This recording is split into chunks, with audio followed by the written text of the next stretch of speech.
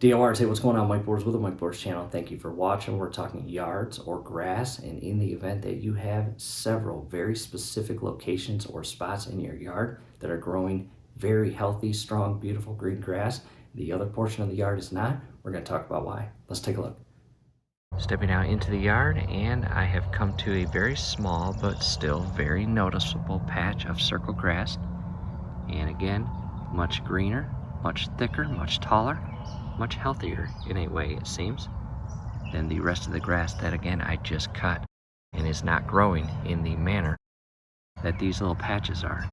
And again, that's a small one, and they get larger and noticeable as the lawn gets closer to the field. And DIR's, long story short, what is causing that? Well, again, we have not fertilized, nor do we have an irrigation or sprinkler system. However, we've got a lot of deer. And honestly, it's very beautiful to sit inside, enjoy a cup of coffee, and see all of the deer, from moms to dads to babies. And as they come in and out and throughout our yard throughout the winter, well, they have potty breaks, as you see. And long story short, all of those spots are their potty breaks, and those spots have been very fertilized or over fertilized.